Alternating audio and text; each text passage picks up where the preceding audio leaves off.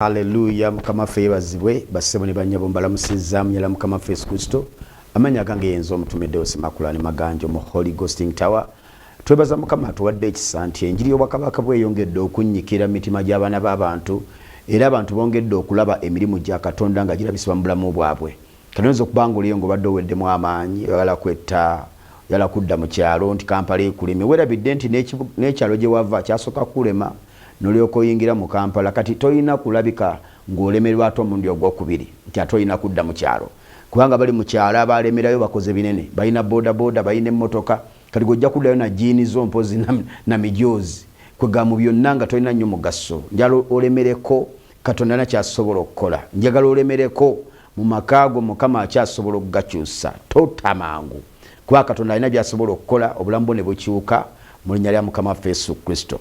Tuwelabira nti ennaku ze tuli mu nnaku za njawulo nnyo omwaka gwo tuli wakati waagwo tuli mu mwezi ogw'omukaaga naye olina okwebuuza nti newankubadde nga ndi mu mwezi ogw'omukaaga gino emyezi egisoose omukaaga ngikoleddemu ki oba olina okuwembalirira ey'ebyo by'okoze mu myezi egiba gitambudde n'olyoka weeteekateeka okuyingira ate emyezi emirala omukaaga egisembayo mu mwaka naye omanye nti nsobi ki ze nkoze mu bigambo byenfuna mu myezi omukaaga bunafu ki bwe njolesezza ku lw'omubiri gwange mu myezi omukaaga egiyise kwega mu byonna bw'otaba nambalira mu bulamu kyovula obulamu bwo omaliza tolina kyolaga ku myaka mingi gy'olina oli myaka 7 oli myaka 6 oli myaka 5 naye tolina kyolaga kyenkanakana myaka gy'omaze mu nsi kwega n'omwana eyakazaalibwa omwegomba n'ogamba basenga saakula weegomba ennywanto eyo gy'anuuna ne weegomba ebbeere eryo lyali mu kunuuna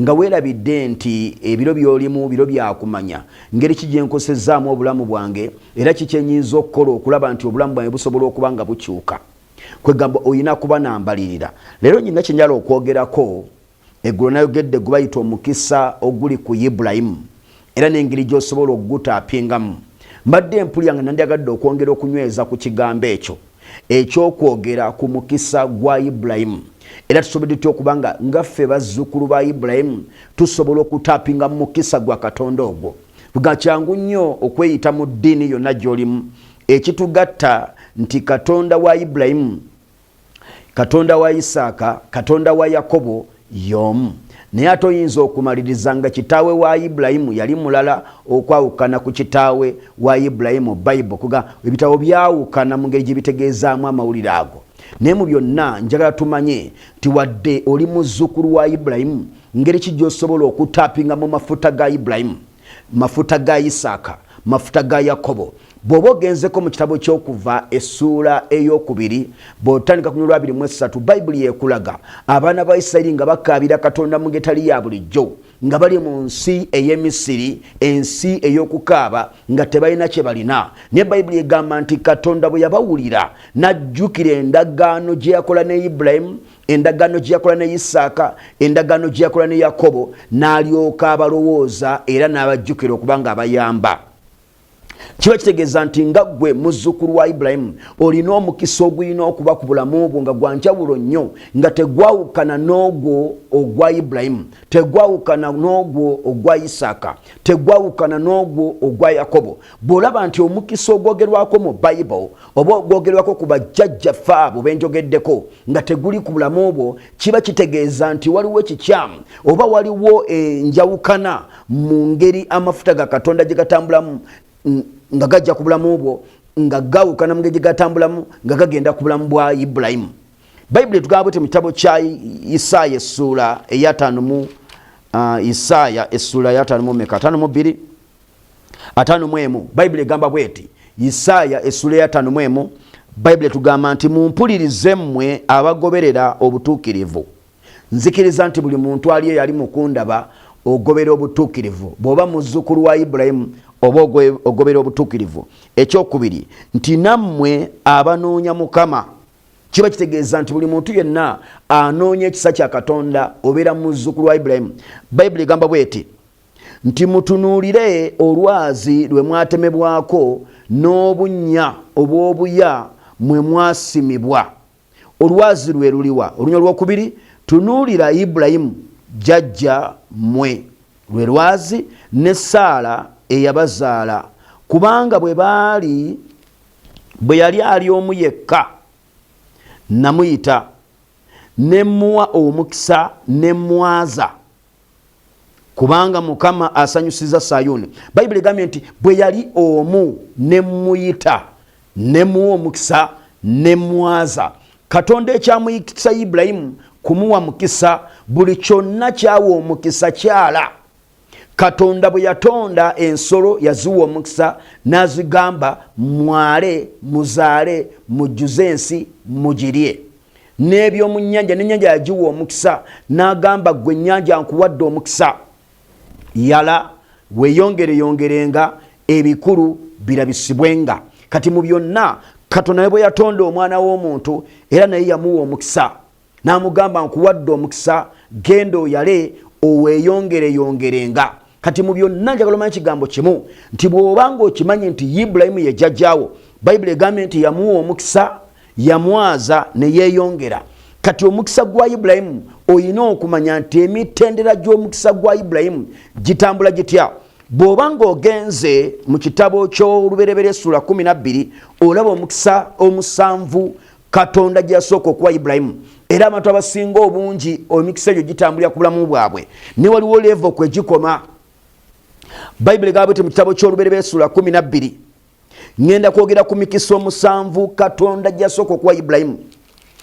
Ogiwulire, Bayibuli egamba bweti ti awo Mukama n'agamba Ibulaamu tanaba nafuuka Ibulayimu, n'agamba Ibulaamu nti va mu nsi y'ewannyo era awali ekika kyo n'ennyumba ya kitaawo oyingire mu nsi gye ndikulaga, nange ndikufuula eggwanga eddene, era n'akuwanga omukisa, era n'akuza erinnya lyo, era beera mukisa gwe, nange n'abawanga omukisa bakusabira omukisa gwe. N'oyo anakolimiranga n'amukolimiranga nze, ne muggwe ebika byonna eby'omu ggulu eby'omu nsi mwe biriweerwa omukisa. Kyekireeta emikisa gino omusanvu egisooka egya Ibulayimu, gwe muzzukulu wa Ibulayimu gy'olina okumanya. Ekireeta emikisa gino omusanvu egisooka, Katonda n'akuza erinnya lyo, n'akufuula eggwanga eddene, n'akolimira abakolimira, naawe omukisa abakuwa omukisa. Ekireeta emikisa omusanvu egisooka egya Ibulayimu gye kino Bayibuli egambye nti va mu nsi yo, ove ewali ekika kyo, ove ewali ennyumba ya kitaawo, oyingire ensi gye ndikulaga. Kagino emikisa omusanvu egitula ku Ibulayimu gye boogeddeko wano mu Bayibuli, gy'abantu abo abamanyi okusalawo obulungi ne bakola ebyo Katonda by'abagaliza bakole, ne bakola ebyo Katonda by'abagaliza bakole, ne bagenda eyo Katonda gy'abagaliza okugenda. Katonda kyayagala okole kyagenda okuwa omukisa. Awo Mukama waakwagaliza okugenda wagenda okuweera omukisa. Abantu abasinga obungi omukisa gubabuze kubanga mukola bye mwagala, mukola bye mukoppye. Naye singa onoonya Mukama, kuba Bayibuli egambye nti mumpulirize abatuukirivu, mumpulirize abanoonya Mukama. Bw'obanga oli mutuukirivu era ng'onoonya Katonda, olina okumanya nti jjajjaffe Ibulayimu ddala yataapinga atya omukisa gwa Katonda. Katonda yamulesa ekika kye, Katonda yamulesa ensi ye, Katonda yamulesa ennyumba ya kitaawe, n'amulaga wa w'alina okugenda. Kati ky'olina okumanya, Bayibuli egamba nti Katonda alikyusa omusaayi ogutakyusibwa. Buli muntu olina akalandira akava ku famire ye wammwe. Oyinza okulaba nti mu musaayi gwe wadde tonywa mwenge, naye mulimu jjajjawe yagunywanga, ng'era mwekali, kyangu nnyo okuzaala omwana n'agunywa. Oyinza okuba nga toli mubbi, naye nga mu lunyiriri lwo mulimu abaali ababbi, osanga jjajjawe alina gwe yabba ng'alina n'omusaayi gwe yayiwa. Oyinza okuba nga ekyamazima tojjanga mu lubuto, naye nga waliwo ekintu mama wo kye yakola nga ye yalugjamu, kati ng'olina akalandira ako. Kyovulaba omusajja bwe yali yeenenya, Bayibuli eraga bulungi mu kitabo kya Zabbuli Ssuula 5:1. Kankulage ebintu lwaki Katonda agamba nti va mu nnyumba ya kitaawo, va mu kika kyo, ove ne mu nsi gy'olimu. Bayibuli egamba bwetyo Essuula 5:1 olunya olusooka, tyonsaasire ayi Katonda mu kisa kyo, mu bungi bw'okusaasira kwo, sangula ebyonoono byange byonna, onnaalize ddala mu bubi bwange, onnongoose mu kwonoona kwange, kubanga njatula ebyonoono byange n'ekibi kyange kiri mu maaso gange bulijjo. gwe wekka gwe nayonoona n'enkola ekibi mu maaso go, beera mutuukirivu bw'oyogera, osinga omusango bw'osala. Laba nze, olwokutaano lukulu, laba nze natondebwa mu bubi ne mu kwonoona mange mwe yanzaalira. Kati Katonda bw'akugamba nti va mu kika kyo, va mu nnyumba ya kitaawo, va mu nsi yo, aba akugamba nti waliwo ekibi kye wazaalibwamu. Agambye natondebwa mu bubi ne mu kwonoona mange mwe yanzaalira. Kati bw'akugamba nti va mu nnyumba ya kitaawo, va mu kika kyo, va mu nsi yo, aba ayagala osalewo okubaako ebintu bye weekutulako, okweggyirako ddala. Ogambe nti kino famire yange njeekutulako si lwa bubi, sigamba nti obakyawe, ne waliwo ennono ze baagobereranga. Kati Ibulayimu okufuna omukisa yabyekutulako. Yeekutula ku myoyo egifuga ekika kyewaabwe, ne yeekutula ku nnono, kubanga famire ya Ibulayimu kitaawe yali musajja musamize ng'atunda bifaananyi eby'okusinzibwa. Ne Ibulayimu lyakaba ebyamusomesa. Naye bwe yava mu nnyumba ya kitaawe n'ava mu kika kye, kiba kitegeeza nti byonna Katonda yabimusaasira. N'alyoka atandika okumuwa omukisa. Abantu Katonda baawa omukisa be babasalawo obulungi ne beesalako Katonda by'atayagala, ne bava mu ebyo Katonda by'ateetaaga. Awo otandika okutapinga ku mikisa 7 egyasooka okutomera Ibulayimu. Giba mikisa gy'abantu abamanyi okusalawo okukwata amakubo amatuufu Katonda gayagala bakwate. Waliwo omuntu andabanga ewakkiriza Katonda mu ddiini yonna gy'olimu, naye nga mu kukkiriza Katonda ekyamazima kiri nti toyina nkyukakyuka yonna gye wali olabye. Era gwe ne baganda bo ne kitaawo ne jjajjawo abaafedda, obwavu obwabakompola bwe bukukompola, kiba kitegeeza nti waliwo ky'otannaba kufuna ekiva ku lunyi lwa Ibulayimu. Tebafumbirwa. Abawala mwenna muzaalirawo ku lujja, bwe tozaalidde ku lujja muzaalira mu mizigo. Kwegamba toyawukana nabali newankubadde nga wakkiriza Katonda, kiba kitegeeza nti waliwo omukisa okutannaba kutomera. Kati Ibulayimu Katonda bwe yamulaba ng'avudde mu nsi y'ewaabwe, Bayibuli egamba yamuwa emikisa 7, yakuza erinnya lye. Waliwo abantu abandaba ng'okoledde ebbanga eddene naye tokulangako mu ngeri yonna, tewali akumanyi mu nsi, niye ate nga mulimu okulidde, oli myaka 6 naye bakoma kumanya ku kyalo, ate bakumanya lwa bubi kulwanira mmere ya lumbe. Tewali muntu amanyi kirungi kikukwatako. Waliwo abantu ng'olujja lwewammwe temukuŋŋanako lwa ssanyu, mukuŋŋana lwa kuziika. Abaana ba maama bonna tebafumbirwa, ne bafuna abasajja bafa oba bagwa eddalu. Kwegamba waliwo ekintu ekyo. Bw'olaba ng'emyojo gikyagoberera Katonda batannaba kuteekako mukisa gwa Ibulayimu, Isaka na Yakobo, guba teguli ku bulamu bwo. Waliwo ali mukunda bange wammwe temusoma, ne naawe yasoma, toyawukana nnyo ne bali abasima obuloddo oba bafumba walagi, mwenna muli baavu. Kwegamba kyonna ky'ogezezzaako, effort yonna gy'otadde mu bulamu bwo, toyina ky'okunguliddemu, oli mu bulamu bwakumenyeka. Bw'obanga okyaliko ennono eyo nga tennaba kukutukako, emyoyo gy'ekika gikyakutambulirako, emyoyo gifuga ennyumba ya kitaawo gikyakufuga, osobola n'okufuna ssente n'ogaggawala n'ebizimbe n'obitunda, naye olw'okuba toweekutulako bintu biri, era omaliriza ssente zigenze mpola mpola, ebizimbe ne babikutwalako mu banka, emmotoka ne zifuna obubenje, abaana bo bonna be wasomesanga amasomero ag'ebbeeyi kati bali mu bonna basome. Nye n'ekawogo ke batwala okulya nga bavudde mu kiraasi tebakalina. Embeera mbi ng'ekyalemesa famire kikyakulemesezza.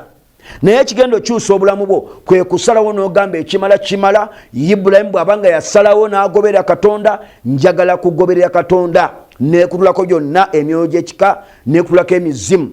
Kiswaza nnyo okubanga ka TV nako kondabirako ku ssaawa eno, osuubira Katonda. Ogamba ono kaakomawo okummanja Land Road, TV eno yeddako. Era omusajja ono kamulaba olusembayo. Kwegamba ng'olina ekintu. Abantu bangi mutambulira mu mamotoka naye kaadi z'amamotoka ago temuzirina. Muyina amayumba naye ebyapa oba endagaano ezaawe wali ennyumba yo teziriiwo. Ziri mu banka, ziri mu bamanerenda. Kwegamba wenna otambula oyogera wekka nga sitaani yakukwata. Naye Ibulayimu bwe yava mu nnyumba ya kitaawe, n'ava mu kika kye, n'ava mu nsi ye, Katonda yamuwa emikisa 7. Emikisa gya Ibulayimu egisooka 7 Katonda agiteeka kwabo abantu abamanyi okusalawo obulungi nga bagala basalewo. abalaba obulungi nga Katonda bw'aba abalaze. Nga bw'osoma mu kitabo kya Yeremiya essula 1 olunyolo 11 Bayibuli ekulaga Katonda ng'abuuza Yeremiya, kiki olaba? Olaba ki? Yeremiya n'addamu Katonda nti ndaba omuti gulinga ogw'omulozi. Mukama n'amugamba nti olabye bulungi ddala, kubanga ndabira ekigambo kyange okukituukiriza. Okufuna omukisa gwa Ibulayimu ogwali ku Isaaka ogwali ku Yakobo, oteeka okuba ng'olaba bulungi nga Katonda bw'akulaga. Oteeka okuba ng'otambulira mu bifo ebyo Mukama byagala otambuliremu. Oteeka okuba ng'okola ekintu ekisaanye okukolebwa ne Mukama kyayagala. Kugamba Katonda ateeka okuba ng'ali mabegawo nga bwe yali mabega wa Ibulayimu, n'alabira amagenda ge. Ekyokubiri Ibulayimu kye yakola ekyamuweesa emikisa gino 7 kiri mu lunyiriri lwa kumeka? Tulabe olunyiriri olw'omusanvu. Bayibuli egamba bw'eti, luberebere 12 lwa 7, Mukama n'alabikira Ibulayimu n'ayogera nti ezzadde lyo ndiriwa ensi eno. Bwe yakiwulira n'azimba eyo ekyoto eri Mukama eyamulabikira. N'azimba ekyoto. Lwaki yazimba ekyoto? Akizimba kuwa ssaddaaka, akizimba kusiga nsigo, akizimba kukola ndagaano na Katonda.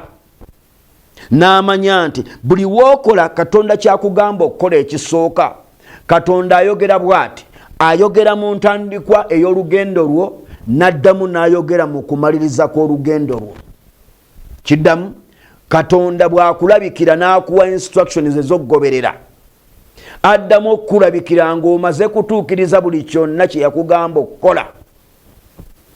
Kati Ibulayimu yalaba Mukama n'ayogera naye. Katonda addamu okwogera ne Ibulayimu ng'amaze kutuukiriza bye yamugamba okukola. Buli w'otambula ebisuubizo bya Katonda by'abakusuubiza bigenda bituukirizibwa. Bw'omalayo olugendo lw'olina okutambula nga Mukama bw'ayagala otambule, ebisuubizo byonna ku lw'ekigambo ky'ayogera naawe bituukirizibwa. Bwe biggwaayo Katonda addamu n'ayogera. Ebigambo Katonda bye yayogera ne Ibulayimu, emikisa gye yamugamba okumuwa 7 gyali gya kusalawo kutambula Katonda amulage wa waayagala abeere. Bwe yatuuka Katonda waayagala abeere, Bayibuli egambye nti Mukama n'addamu n'amulabikira n'ayogera naye nti ezzadde lyo ndidiwa ensi eno. Ekyo kisuubizo kyakubiri. Ekisuubizo ekyokubiri, ng'omaze okutuukiriza byonna Katonda akulabikira n'agamba nti ezzadde lyo ngenda dduwa ekifo kino, abaana bo ndibawa ekifo kino. Bayibuli egambye nti n'azimba ekyoto eyo, n'avaayo n'agenda awali olusozi ku luuyi olw'ebuvanjuba olw'Ebeseri, n'asimba eweema ye e Beseri, era kiri ku luuyi olw'ebuvanjuba gwanjuba, ne Ayi ku luuyi olw'ebuvanjuba, n'azimbira eyo ekyoto eri Mukama. Ekiddako ki? N'akaabirira erinnya lya Mukama. Kuga n'atandika okusaba, n'atandika okukaabira erinnya lya Mukama ng'amaze okuzimba ekyoto, n'akaabirira erinnya lya Mukama. Buli wookola ebyo Katonda byagala okole, mwana wattu, Katonda agenda kuwa omukisa, agenda kuyimira wamu naawe, akuwa ne chance okwogerako naye. Buli wootuukiriza Katonda byakugamba okukola, Katonda akuwa olukusa okwogerako naye. Wano wonna Katonda ayogedde ne Ibulayimu, ne Ibulayimu tannaba kwogera kigambo na kimu. Ne bw'amala okutuukiriza byonna, Katonda amugamba n'akuwa ensi eno, n'ateekawo ekyoto, n'akaabirira Mukama, n'akaabirira erinnya lya Mukama Katonda we, ng'awaddeyo ssaddaaka, ng'awaddeyo byonna. Bayibuli egambye olw'ekkumi nti enjala n'egwa mu nsi eyo. Kwegamba omusajja ono okumanya yasanyuka nnyo. Bwe yazimba ekyoto buli konna ke yalina yakateekawo. Embuzi n'aziteekawo, endiga n'aziteekawo, obugagga bwe n'abuteekawo. Kwegamba n'asiga byonna kuba yasanyuka nnyo ti Mukama amwagadde. Waliwo ekintu ky'otannaba kukola naye nga Ibulayimu yakikola. Abantu abasinga obungi mutambudde olugendo lw'obulokole, mutambudde olugendo lw'amadiini gammwe, naye ng'enkyukakyuka tonnaba kugiraba. Katonda bwe yamala okulaba nti Ibulayimu atambudde olugendo olw'obulokozi, ekyaddako n'amulaba ng'awaddeyo atuuse mu kifo ekituufu kye yamugamba, Mukama n'ayogera n'amugamba ndikuwe ezzaddeyo ndiriwe ettaka lino. njala bwe yagwa Ibulayimu n'addukira e Misiri, naye Mukama yaddamu n'asisinkana Ibulayimu mu ngeri ya bulijjo okukyusa erinnya lye. Kyekyeretera Katonda okukyusa erinnya lyo ng'ovuddeko okugoberera byayagala, okugenda mu bifo ebituufu byagala obeeremu, naye Katonda asobola okukola byonna naye ng'erinnya terinaba kukyuka, ng'okyalina endagaano ekyakuliko newankubadde okoze byonna. Bayibuli egamunya essula ye-17 nti awo Ibulayimu bwe yali ng'akaddiye aweza n'emyaka 9, Mukama n'addamu n'alabikira Ibulayimu n'amugamba, yenze Katonda omuyinza w'ebintu byonna, tambuliranga mu maaso gange obeerenga mutuukirivu. Amusisinkanye. Bayibuli egambye nti mmwe abagobera obutuukirivu nammwe abanoonya Katonda mutunule Ibulayimu jjajjammwe. Wano Mukama amusisinkanye amugambye nti ky'olina okukola, tambuliranga mu maaso gange obeerenga mutuukirivu. Kati ate neyo levo ndala ey'amafuta ey'omukisa ng'ovuddeko okusalawo n'okyusa enkola kitaawo gye yakolangamu ebintu, n'otandika okutambulira mu makubo amagya. Naye wano Bayibuli egambye nti Mukama n'amusisinkana omulundi omulala n'amugamba nti Ibulayimu, yenze Katonda omuyinza w'ebintu byonna, tambulyanga mu maaso gange, kola eby'obutuukirivu, obeerenga mutuukirivu, nange naalagaananga naawe endagaano. Katonda asobola okugamba n'agamba nti amakago geego, omwami w'oyo n'ogenda mu bufumbo bwo. Omatuuka mu bufumbo bwo n'atandika okuwa abaana, n'akugamba abaana bo balitwala amaka gano ag'omusajja, balirya obusika bw'ennyumba eno. Bw'otandika okgenda mu maaso n'okwekuumira mu Katonda, agenda kukyusa erinnya lyo. Alikyusa atya?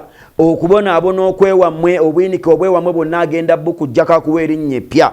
Wano agambye, Bayibuli egambye nti bw'onaatambulanga mu maaso gange n'obeera mutuukirivu, n'akola endagaano. Mukama yakola endagaano ne Ibulayimu n'amugamba alimuwa ensi eyo yonna, n'abaana be balibeera bangi nnyo. Era n'agamba Ibulayimu nti tokyali Ibulaamu, kati ofuuse Ibulayimu, ne mukazi we yali Salaayi agenda kuyitibwanga Saala.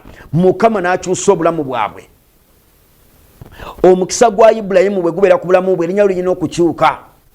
Gwe yakula nga gwe feriya, yakulira mu famire nga yabaalemererwa, yakulira mu famire nga y'abantu abatalina kye bali. Katonda bw'omwesibako n'omulemerako, Katonda wa Ibulayimu agenda kukyusa erinnya lyo. Gwe abadde ayitibwa omwavu okuva mu buto bwo, osobola okuba naggagga. Ye gwe nakatudde ddala mu butuufu baali kutuma bagenderedde, tolina kutuula tolibeera mu maka ga musajja. Tuulaawo ku lujja gwe nakatudde, sikugambye nti lyejjeeko. Waliwo omuntu ayinza okujja n'agamba yenze nabizibu, yenze nabitosi, weganga erinnya lyokka likulaga nti omuntu oyo naye oba oyagala mumukolako mukwano omwewala.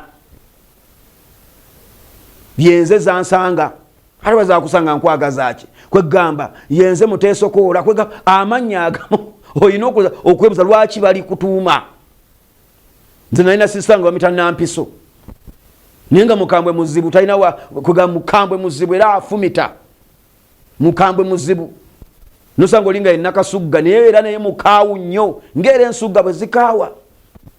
Kwegamba amannya agamu agali kubula, sigambye nti tandika okwejjako amannya go, naye mu byonna olina okwebuuza lwaki. Katonda olw'okuba yalaba nti ekigambo ky'amannya kiri sensitive, yakyusa amannya ga Ibulayimu. Buli muntu yenna Katonda gwakyusiza erinnya alina kyamufuula. Tolina kwekyusanga gwe, olina okulinda Mukama ye n'akukyusa. Ate bw'akyusa erinnya lyo kiba kikulu nnyo, abeera kyagenda okukola. Kati omulundi ogwokubiri Mukama gwasobola okubanga akuweerako omukisa gwa Ibulayimu omulala, ng'ovudde kugira emikisa 7, waliwo omukisa guno ogwa Katonda okukola endagaano naawe ng'otambulidde mu maaso ge n'okola eby'obutuukirivu. Mukama agenda kukola endagaano naawe. N'omukisa ogwo nagwo mukulu nnyo ogwa Katonda okukola endagaano naawe, kubanga endagaano ya Katonda yereeta obugagga, endagaano ya Katonda yereeta okujjukirwa, endagaano ya Katonda esobola okutambulira ku baana bo n'abazzukulu. Kyangu nnyo okufuna obugagga naye nga tolina ndagaano na Mukama. Kyangu nnyo okuzimba ekizimbe naye nga tolina ndagaano na Mukama. Kiba kitegeeza newankubadde byonna obikoze naye biyinza obutatuuka ku mulembe guddako. Osobola okuba nga oli mukulembeze w'ekitundu olwaleero naye nga Mukama tokoze endagaano naye, obukulembeze obwo tebusobola kunywerera mu makaago. Kyovulaba Dawudi abaana be bakola ensobi n'abazzukulu, Mukama yajja obwakabaka ku nnyumba ya Dawudi akaseera n'abuwa omukozi, n'omukozi n'abukozesa bubi Mukama n'abumuggyako n'abuzzayo mu nnyumba ya Dawudi. Twegamba byonna Katonda alina ebintu ebimu byayinza obutakolera bw'abanga takoze endagaano naawe. Kyova olaba abaana bo bakaabira Katonda nga yakola endagaano naawe, Katonda abajjukira nga bwe twatandikidde wali mu kitabo ky'Okuva ti Mukama yabalaba nga bakaaba, n'awulira okukaaba kwabwe n'okusaba kwabwe, n'ajjukira endagaano gy'akola ne Ibulayimu. Endagaano gy'akola ne Ibulayimu yeeno wano enkambwe. Mukama gye yakola ne Ibulayimu ng'asobola n'okujjukira abaana be nga wayiseeyo emyaka 405 n'abajjukira. Kati endagaano eyo ereetera Katonda okujjukira. Bw'oyingira mu ndagaano ne Katonda awandiika amannya go mu kitabo eky'okujjukira, ti ebiro bidda n'akujjukira n'akola ebyekisa. Kyovula yali amaze okusalira omusajja ono gwe bayita Keezeekiya omusango mu kitabo kya Isaaya essula 38 ne Bayibuli egamba nti Keezeekiya n'amugamba nti jjukira ayi Mukama bwe natambuliranga mu maaso go. Kiba kitegeeza nti ebiro Keezeekiya yatambuliranga mu maaso ga Katonda yakola endagaano ne Mukama, era Katonda bwe yajjukira endagaano eyo n'amugamba jjukira ayi Mukama, jjukira endagaano gye wakola nange. Bw'obaako n'omukisa gwa Ibulayimu ogwa Katonda okutuuka okukola endagaano naawe, ebintu bikyuka. Njala kwogera ku mukisa ogusembayo ogwali ku bulamu bwa Ibulayimu, gwe mukisa ogw'okukemebwa Katonda. Katonda asobola okukema. Katonda akukkiriza okumukema, ate naye asobola okukema. Niye engeri Katonda gy'akukemamu kiba mu kuwaayo. Naawe engeri gy'osobola okukemamu Katonda eri emu yokka, omukema owaayo. Kankulage Katonda omusajja ono Ibulayimu, Katonda nga amukema. Ibulayimu Katonda nga amukema. Luberebe essula ya 22 amukema atya. Bayibuli egamba bweti ti awo oluvannyuma lw'ebyo Katonda n'akema Ibulayimu n'amugamba nti Ibulayimu, n'ayogera nti nze nzuuno, n'ayogera nti twala kankana omwana wo oyo omu gw'oyagala ennyo ye Isaaka, ogende mu nsi y'e Moriya omuweereyo eyo okuba ekiweebwayo oba ssaddaaka eyokebwa ku lumu ku lusozi lwe ndikulaga. Katonda n'akema Ibulayimu. Kati naawe nawe waliwo omukisa gw'osika ng'ovudde ku mikisa giri 7 n'omukisa gwawe oguzzemu ogw'endagaano ya Katonda. Kati waliwo n'omukisa guno ogwa Ibulayimu ogw'okukemebwa n'okugoberera ekyo Mukama kyakukemyemu. Bayibuli egambye nti n'amukema n'amugamba waayo omwana wo. Labunya olw'omusanvu bamaze okugenda olw'omusanvu Isaaka, luberebe essula 22, Isaaka n'agamba Ibulayimu kitaawe nti kitange, n'ayogera nti nze nzuuno mwana wange, n'ayogera nti raba omuliro n'enkubi bino, naye guliwa omwana gw'endiga ssaddaaka eriwa egenda okuweebwayo eyokebwa. Ibulayimu n'ayogera nti Katonda aneefunira omwana gw'endiga ogw'ekiweebwayo ekyokebwa mwana wange. Kale ne bagenda bombi ng'amutwala mu ssaddaaka, naye wakati mu kikemo Katonda kyatadde ku bulamu bwe. Okibula muganda wange ali mukundaba.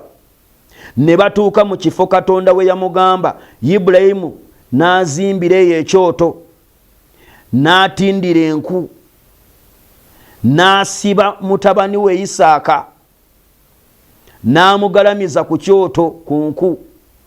Ibulayimu n'agoola omukono gwe, n'addira akambe n'akawanika okutta omwana we amuweeyo nga ssaddaaka. Kati waliwo abantu abamuwuuza ndi jjajjaffe Ibulayimu tukoola omukisa gwe, jjajjaffe Isaaka tuyita omukisa gwe, jjajjaffe Yakobo tuyita omukisa gwe. Ebintu si byakuyita buyisi, ebintu birina enkola ezireeta omukisa gwa Katonda ogwali ku Ibulayimu ku bulamu bwo. Tegwajja buzzi mu ngeri ya kusaaga. Waliwo egisoose emikisa 7 njogeddeko, nenjogera ku mukisa ogwa wakati awo ogw'okutambuliranga mu maaso ga Katonda n'okutambulira mu butuukirivu, omukisa ogw'okukola endagaano ne Katonda. Kati ne wabaawo gino omukisa tegwenjogerako ogw'okukemebwa Katonda. Emikisa gino egy'emirundi 3 gy'emikisa egyali ku jjajjaffe Ibulayimu, Isaaka ne Yakobo, gye tulina okutaapingamu naye nga tutegedde biki bye tusaanidde okukola okuba nga tutaapinga mu mukisa ogwo. Bayibuli egambye nti n'agoola omukono olw'11, ne malayika wa Mukama n'amukowoola ng'ayima mu ggulu n'ayogera nti Ibulayimu n'ayogera nti nze nzuuno, n'ayogera nti tossa mukono gwo ku mulenzi so tomukolako kantu, kubanga kankano ntegedde ng'otya Katonda, kubanga tonyimye omwana wo omu. Obula ekigambo ekyo, ntegedde ng'otya Katonda, waliwo omukisa ogujja ku lw'okutya Katonda n'okukemebwa Katonda n'okkiriza ky'agambye okukola. Gwe togenda kusula mwana w'omuweeyo, naye Mukama ayinza okugamba nti emmotoka gye wakugula ya $5,000,000 gisige. Ayinza okugamba nti $8,000,000 oli ku akawunti, lukwate lutwale mu kkanisa eyo, luweeyo lukole omulimu gwa Katonda. Asobola okugamba ekyo, okiyinza gwe yeeyita muzzukulu wa Ibulayimu. Bw'akugamba ku ssaawa eno n'akulumiriza nti obukadde nkaaga obuli ku akawunti bujjeeyo obutwale, oba bw'agamba nti TV eyo gy'olabako enjiri tandika ogisasulya emisolo gyayo gyonna, okiyinza? Kyokka weeyita muzzukulu wa Ibulayimu. Ebikemo ng'ebyo bw'oba tosobola biyinza, kiba kitegeeza nti tonnaba kutya Katonda, tosobola kufuna mukisa oguva mu kutya Mukama. Emikisa gya Ibulayimu gyaliko gyali mikaawu, gyatwala kisa kya Katonda okulaba nti Ibulayimu yagifuna. Bayibuli egambye waliwo ebigambo ebikulu ennyo, olunya lw'17. Bayibuli egambye olunya lw'16.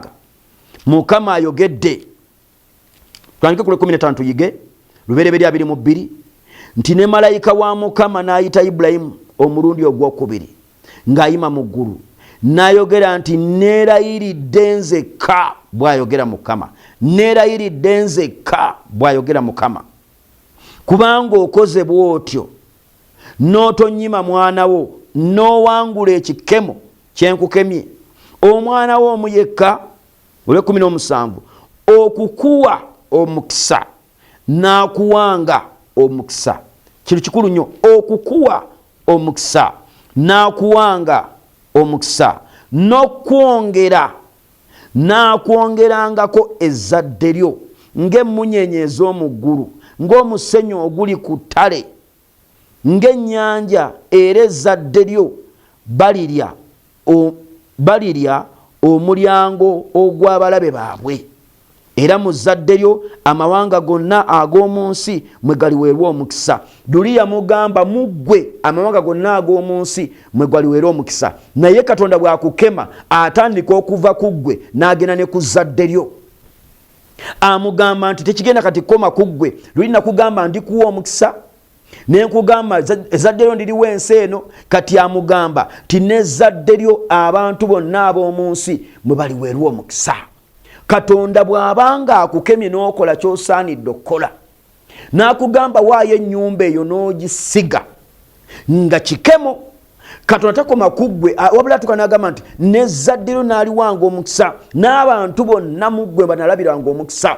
Waliwo abantu gy'okomye okugaggawala, gy'okomye okubeera omukodo, naye bwe zikuggwako w'omanya nti Mukama gy'ali. Tusinkana abantu bangi ne bajja wano n'agamba nzikola nali mugagga, naye ng'obugagga bwe bwagasa ye na nnyumba ye tebwagasa ku balala. Kati Mukama lwaki ajjukira omuntu ng'oyo? Naye wa kisa kingi asobola okuddamu n'akuyamba. Waliwo ali mukundaba bizinesi zeesibye amabanja galinga mabanja, waliwo ky'otaakola bulungi, naye tusobola okuddamu ne tukkiriza Mukama n'akutandikako obupya, asobola okuzza obujja obulamu bwo, kubanga ye Mukama. Emikisa egyali ku Ibulayimu giri gya mirundi 3. Omukisa ogusooka gwe omukisa gw'okusalawo okuva mu nnyumba ya kitaawe, mu kika kye, n'okuva mu nsi ye. Egyo emikisa 7 ne gimutomerera awo.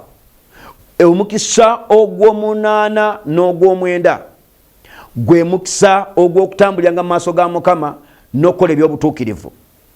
Emikisa gino egisembayo emikulu ennyo, agambye nti neerayirira nzekka. Wali yakola bukozi naye endagaano, naye wano agamba neerayirira nzekka, bw'ayogera Mukama, kubanga okoze kino, okukuwa omukisa, ogwo n'oguba mukisa, n'akuwanga omukisa ogwakubiri, n'okwongerako n'akwongerangako ezzadde gwakusatu, ezzadde libenga emmunyenye ez'omu ggulu ng'omusenyu ogw'oku nsi, nagwo omukisa gwa kutaano gwa mukaaga.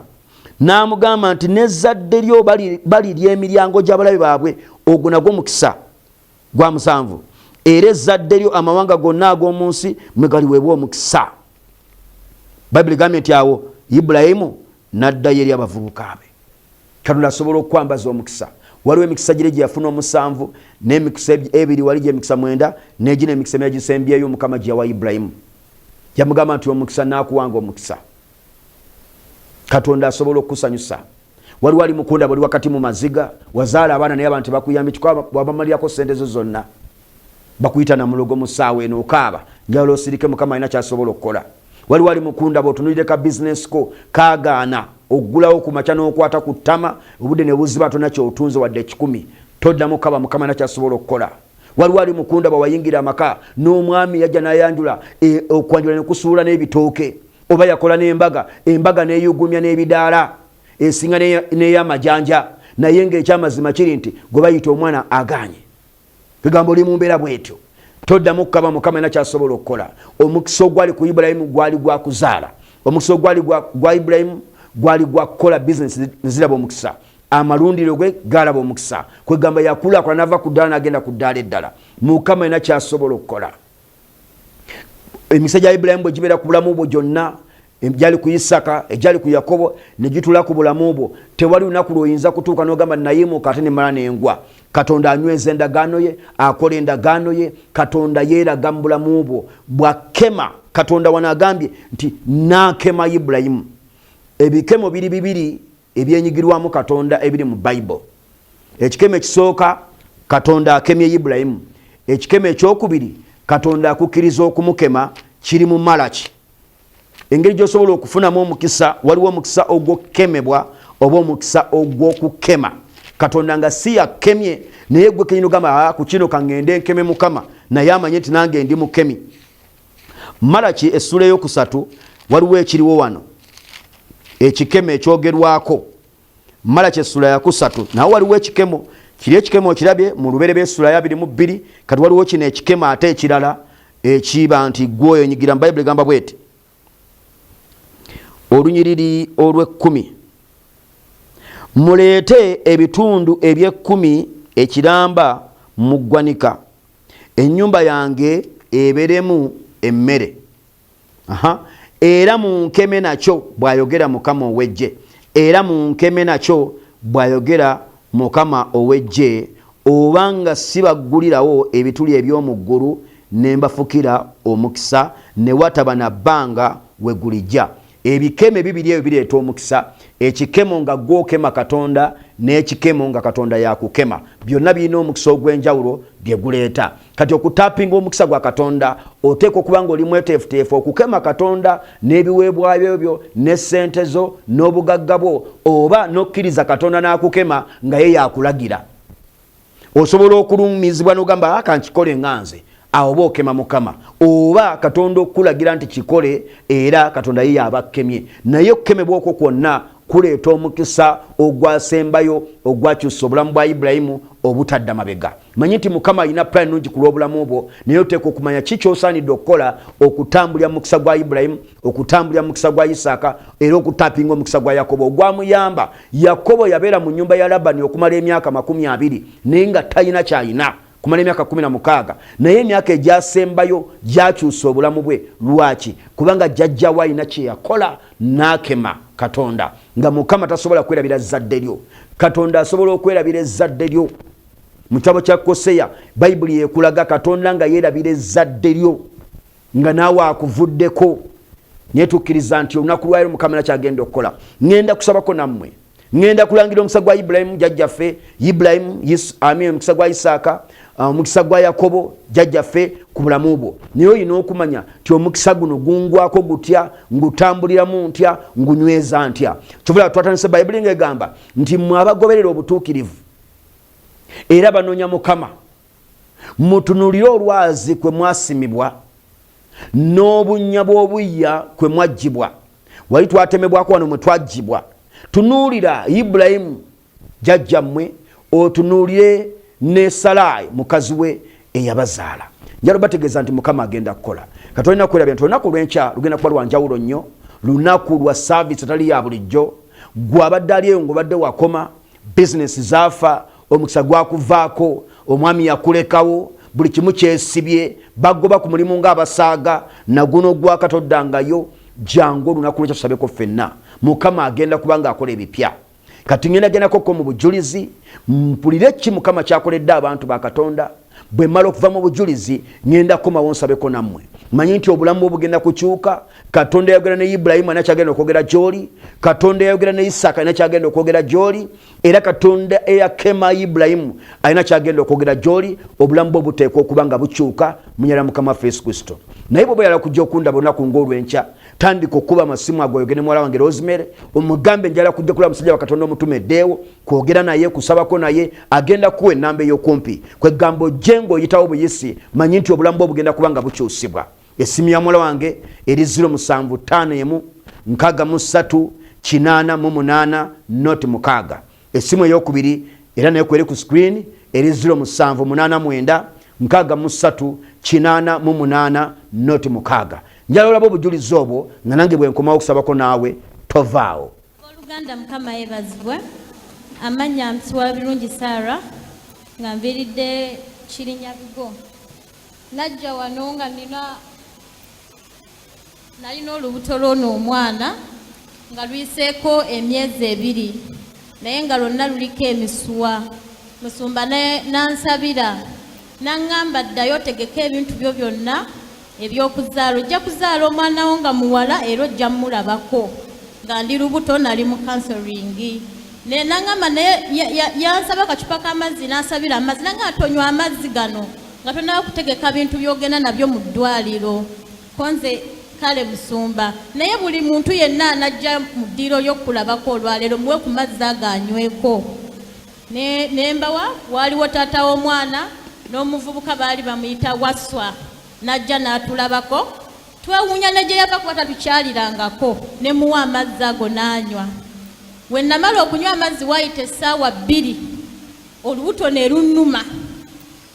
lunnuma ne bantwala ebubaga olubuto ne lunnuma nenemererwa okuzaala omwana n'avaayo amagulu ge gasooka we nalemererwa okuzaala abasawo ne bagamba ono omwana alabika afudde kuba tunamulongooseza ajja kuba afudde omusawo yajjanga muzungu omuzungu nga dokita najja nga muzungu baali abazungu babiri ng'olwedda amagulu gavuddeyo afu nga nange ngawulira omuzungu we yajja ne bantwala ku operation we bantwala ne bannongoosa omwana ono yalina kilo 1 n'obutundutundu 3 nga yenna ajjudde emusuwa okuva ku mutwe paka wansi era we bamundagaako nenkaaba neŋŋamba ono sizadde mwana abooluganda nafuna omwana era muyina twalina ennyumba yaffe kazo nga ya bisenge 3 n'omwami wange wabula najja nga ndi lubuto ngo ono omwana naye nga azukuka ekiro nanywa lita 5 z'amazzi 2 sooka nali nebase nendoota kapa ng'engwira entuga neŋŋamba bannaye kape nalina omwami wange ne mugamba kape entuga olwedde envudde wa musumba era nimuleetedde omwana ono olwedde ndi lubuto lw'ono nina ekizibu ekyo sisobola kutambula njavula bwavuzi omwana ono nagenda okuzuukuka ng'akanuse nenfuluma wabweru nkutta omwana taata wamukute tugenda mu ddwaliro ne tusanga kape enjeru mu lujja ng'efudde ono omwana n'atandika ng'obbaka enswera ng'azirya neŋŋamba bannaye omwana wange azontowadde naye ekitiibwa n'ettendo nkiddiza mukama nti omwana ono yakulembera mu kibiina okuva musumba yaŋŋamba taliddamu kulwala n'amusabira akulembera awandiika obulungi oyinza okugamba wa P7 alina handwriting ono yali afudde twalina amaka gaffe omukazi n'atugamba we twali ow'ennyumba yaffe n'omwami wange n'atugamba wano sigenda we twazimba twali tetumanyi nti we twagula waliwo essabo n'atugamba sijja bbawako we muyita pozi mutuwe $3,000,000 ne tulemererwa ennyumba n'agituwamu ssente era kati tupangisa n'essere tumanyi gye zaalaga naye at least tulina emirembe yadde tupangisa n'omwami wange takola naye era abaana baffe tuli nabo yadde at least tupangisa naye tulina emirembe ogambye wajjanga olubuto luliko emisuwa nalwo nga luliko emisuwa wampa olunaku lumu n'oŋŋamba tonywa amazzi gano gensabidde wagagula nga tonnategeka ye musumba mazzi wagajjawa twajja wano twalina n'abakyala twali wano nagenda nengula kukebeka amazzi lwavuga buli omu agula amazzi n'osabira amazzi ago wabula bwe twali tusaba n'oŋŋamba tonywa amazzi gano nga tonnaba kuzaala nga tonakutegeka byotwala mu ddwaliro wabula nanywa amazzi neyaliwo gwe waŋŋamba buli anajja mu ddiro ly'omuwaanyo nafukamira nensaba Katonda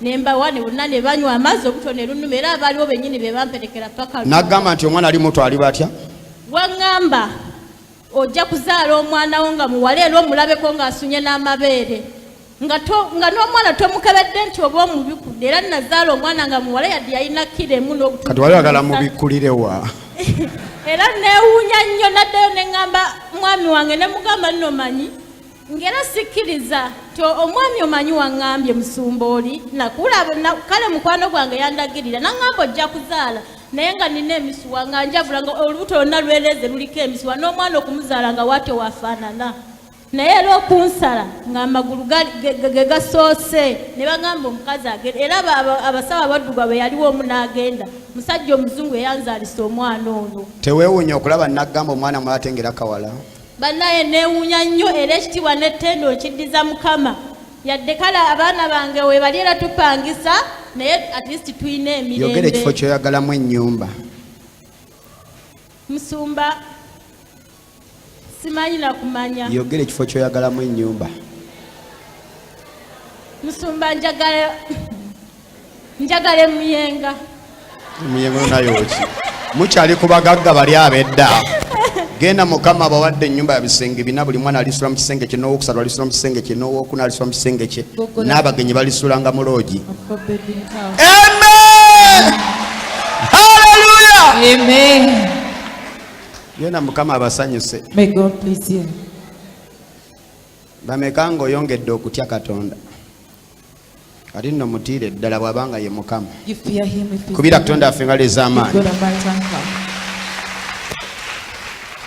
kati kanisa gye bayita ey'obunnabbi Now a prophetic church ebyo si bipya that is not new.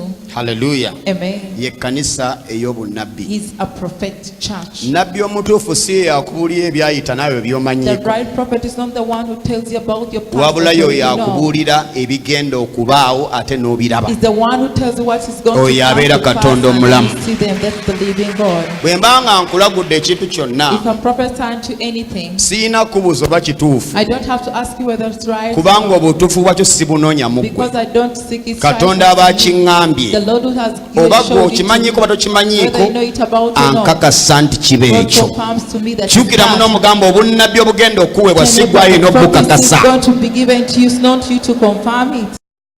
haleluya haleluya twebaza Katonda omukozi w'ebyamagero ye Katonda awonya omukazi najja n'olubuto n'omugamba olubuto olwo mulimu akaana kawala kogenda okuzaala genda okole kino na kino nga terumulumanga kulumaze banka Katonda nno bwatyo bw'asobola nawe okuyamba n'ayogera ensonga esobola okukyusa obulamu bwo Katonda bwe yayamba Ibulayimu n'ayogera naye omanyi nti obulamu bwa Ibulayimu bwakyuka ekisobola okukyusa obulamu bwo nga Katonda nakyayogedde gy'oli ate n'okikola nga bw'akyogedde bw'agamba nti omwami oyo kwe gatofa ku mbeera ye enfaananaye Katonda abalabye nti yoyo abakusaanira ayinza okuba akyali mwavu naye nga mu maaso ajja gaggawala ayinza okuba akulaze mulema yoyo abakusaanira kati mu byonna Katonda tunoonyanga nnyo ekigambo kyayogera eri obulamu bwo kigenda kyusa obulamu bwo kigenda kyusa amakaago ate mu budde bwennyina kuyitamu edina buyingidde mudda naye mu byonna njalambe nga nsabako nammwe twogedde ku mikisa gya Ibulayimu egy'omulundi ogwokusatu omukisa ogwasooka mukisa gwa kusalawo omukisa ogwokubiri kunywerera mu maaso ga Katonda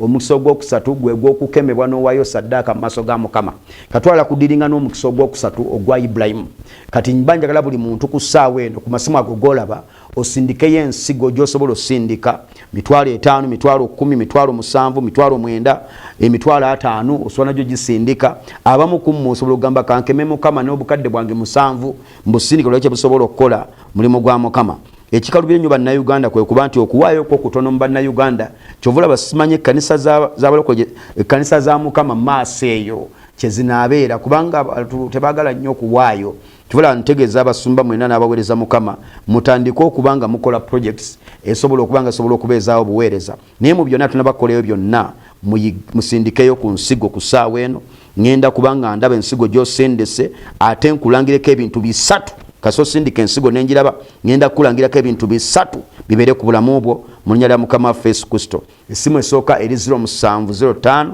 77 71 58 n'essimu ey'okubiri ate muli muzze kubako zino za mobile money siza kubako ssimu.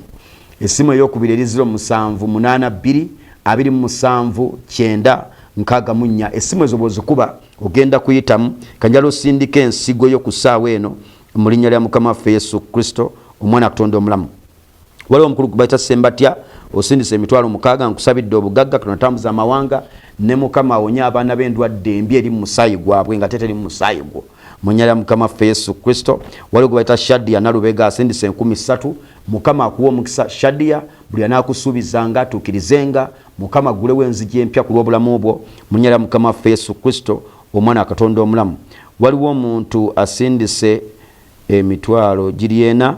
Mukama amanya gwe tegaliiko. Mukama akuwa omukisa agaggawaze era akulaakulanye mu linnya lya Mukama waffe Yesu. Waliwo mukulu Engula Samuel Desire musindise 15. Mukama akuwa omukisa agaggawaze akuwangaze nnyo kubanga abantu bamwe bafa bakyali bato mu linnya lya Mukama waffe Yesu Kristo mwana wa Katonda omulamu. Kati okulaba ng'osindika mu speed Katonda agenda kusanyusa agenda kukola tali bya bulijjo mu linnya lya Mukama waffe Yesu Kristo. Baliwo n'omukulu gayita Bulembo Generous osindise emitwalo 210. Bulembo Mukama ayambe family yammwe yali eyina sente nyingi zagenda buli ayimuka maliriza agudde naye gwe nkulangidde kufuna obugagga Katonda akuwonyanga tuddamu okuluma omutwe nga bwe kibadde mu linnya lya Mukama waffe Yesu Kristo akole n'ebirala bingi mu linnya lya Mukama waffe Yesu Kristo omwana wa Katonda omulamu. Sibagambye kuba ku ssimu zino kwasobola zikwata. Waliwo gwe bayita Santa Clara osindise emitwalo 210. Mukama akuwa omukisa mu linnya lya Mukama waffe Yesu Kristo omwana wa Katonda omulamu. Waliwo gwe bayise Nantongo Mire osindise 35,000. Mire Katonda akuzimbire abeku wakuteeka naawe ogambe ntela Mukama ansanyusizza mu linnya lya Mukama waffe Yesu Kristo. Toddamu okuloota ebirooto eby'okubuuka mu bbanga. Mukama akulaakulanye mu linnya lya Mukama waffe Yesu Kristo omwana wa Katonda omulamu. Genda mu maaso ng'osindika. Waliwo no gwe birungi Janet osindise omutwalo 10,000. Katonda gulewo enzigi z'amawanga ku lw'obulamu obwo. Mukama akuwangaze nnyo tolifa ndwadde yonna ya bubi birungi era nsabye Katonda gulewo enzigi aleete favor gy'otalabanga ku bulamu obwo ove ku ddala ogende ku ddala eddala mu linnya lya Mukama waffe Yesu Kristo mwana Katonda omulamu. Ono agambye Pastor please pray for me I need a job. Katonda akuwa omulimu newandisindiseyo ensigo ne bwe yasingira 15,000 notasaba ssaala nkalu. Mukama akuwa omukisa akuwa omulimu gw'osabye mu linnya totaddeeko mannyago mu linnya lya Mukama waffe Yesu Kristo omwana Katonda omulamu. Genda maaso ng'osindika ensigo nja kuba njiraba nsabeko naawe Katonda akole. Waliwo gwe bayise Sharon Kengazi osindise 13,000. Sharon Mukama akuwanguze by'obanga oyita buli w'obeera wabawo ekiggolokokerako ne woolowooza nti olina n'olutwe kikomye lwaleero. Mukama akufuula omukisa akolera eby'amaanyi mu linnya lya Mukama waffe Yesu Kristo omwana wa Katonda omulamu. Kimanyi nti mujja kusigala muweebwa omukisa. Genda mu maaso ng'osindika njatwala omukisa guno okuba nga mbasabyeko naye nga sinnaba kukusabira njagala obeeko ng'okkiriza nti Katonda agenda kukola. Okkirize nti agenda kuwonya era okkirize nti agenda kusanyusa mu linnya lya Mukama waffe Yesu Kristo. Nga mbasabira ogenda kubira essimu ya muwala wange naye kati njala kulaba abantu olunaku lw'enkya keerako abantu 50 bensooka okulaba waliwo kye ŋŋenda okugamba weewuunye nti Katonda naawe akumanyi era ayina amanyi amagenda go. Kati bw'ayala okujja okulaba kumakya kuba ku ssimu ya muwala wange eri 0751 63 noti 6 kweri gyetegereze. Essimu endala eri 0789 63 noti 6. Manyi nti Mukama agenda kuwa omukisa agenda kweta bya bulijjo. Kale wange oli mulwadde kwate wakuluma ngenda kusaba kati bw'oba olina mulwadde mukwateko naawe okkirize Katonda atawanyiza mu byenfuna teeka emikono gyo mu kifuba kyo gwaliko emizimu bintu bikutuga ogamba bandoga waliwo ebintu bintambula bikoona ku nnyumba kwata ku mutwe gwo ng'oba amagini ago gagenda kukuvaako mu linnya lya Mukama waffe Yesu Kristo. Ebikosanga abasajja oluusi olaba nansolo oluusi olaba kisikirize kya muntu bigenda kuva mu makaago mu linnya lya Mukama waffe Yesu Kristo omwana wa Katonda omulamu. Katusabe.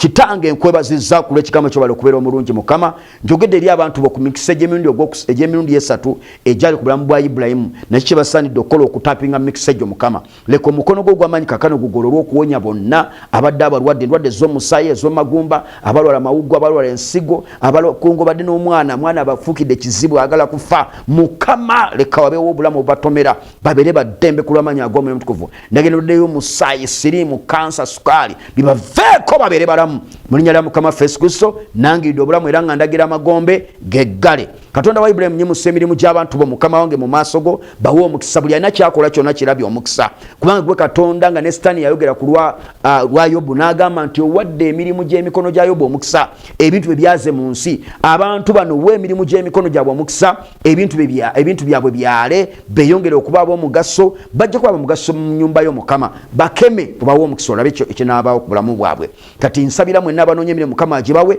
abalina bizinesi mukama azigaziye buli kyonna ekikwata emirimu gye kikwata bizinesi yo kikuveeko mu linnya lya mukama Yesu Kristo obeere wa ddembe kati numbagana buli muzimu numbagana emisambwa amayembe bitegana abachwezi numbagana nyabyenji nyabulezi na buli kyonna ekibadde kyawamba obulamu bwo mbiragala bikuveeko mu linnya lya mukama Yesu Kristo mwe mizimu muto abaana ba Katonda mwe amayembe mubaveeko lubaale mugende mu linnya lya mukama Yesu Kristo ebikona ku nnyumba yo mbiragala bite bituga abaana bo ne bagweringa abagudde ensimbu bibaveeko mu linnya lya mukama Yesu Kristo ebikozesa ebikulemeseza okugaggawala ebikulemeseza okuzaala bijjamu embuto zo ebikulemeseza okugenda mu maaso olwota abaafa olwota ozze mu ssomero walimu olwota oli mu kiyumba kye mwavaamu ekikadde n'okugwa kyagwa dda olwota olya n'abafu bikuveeko ebyo emyoyo mibi obeere wa ddembe nangiridde omuliro gusigale nga gwaka ku bulamu bwo okuzikiriza buli nkola zonna ez'omulabe Sitaani era nangira obuwanguzi ku lulwo mu linnya lya mukama Yesu Kristo nangira obuwanguzi ku lw'emirimu gyo nangira obuwanguzi ku lw'amaka go n'obulamu bwo bwonna era nga njogera obuwanguzi ku lw'omusaayi gwa mukama Yesu Kristo